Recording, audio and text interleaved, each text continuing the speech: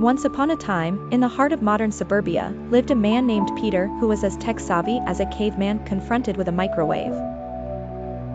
Yes, technology was essentially magic to him. His world was TV remote controllers and dial-up internet, but everything was about to change when his friend Brian introduced him to the wonders of virtual reality.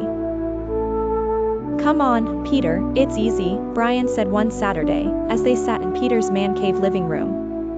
"You'll just put this headset on, and suddenly you're in a game." Peter's eyes sparkled. The idea of being in a game was too enticing to resist. "Will I be able to fight dragons?" he asked, his voice filled with childlike wonder. "Oh, absolutely," Brian replied, setting up the VR headset. "It's like living a dream." Driven by an insatiable thirst for thrill, Peter donned the headset like a warrior would his helmet, as Brian chuckled in the background, a subtle warning that Peter didn't catch. As soon as the VR world unfolded before his eyes, Peter found himself in a mystical land. The problem was, his feet were still firmly in his living room.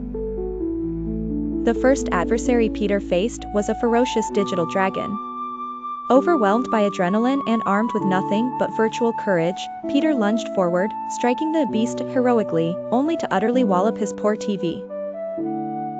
The TV, already a survivor of countless football matches and attempts at tuning into cooking shows, promptly decided that this was the final straw.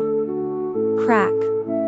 It swayed gently, as if it were contemplating the meaning of life itself. In the next sequence, Peter encountered what seemed to be a friendlier menace. Mistaking a floor lamp for a mystical creature that bestowed wisdom, Peter wrapped his arms around it, betraying the decorum of sanity and practicality. "Reveal your secrets, O glowing oracle," he declared with the fervor of a man on a metaphysical quest. Brian, meanwhile, couldn't help but laugh. "Wait, don't strangle that lamp. We need it for illumination." As if things couldn't go further downhill, Peter found himself in a virtual castle with Brian tagged along. Since Peter couldn't fathom that Brian was still in the realm of reality, when the virtual dragon made its grand appearance, Peter yanked Brian by his shirt. "Quick! The dragon's right behind you," he hollered. Brian, laughing but worried about the structural integrity of Peter's living room, retorted, "Yeah, sure, buddy, right behind me and left of the fridge." After what seemed like an eternity, and probably one too many broken appliances, Peter finally removed the headset.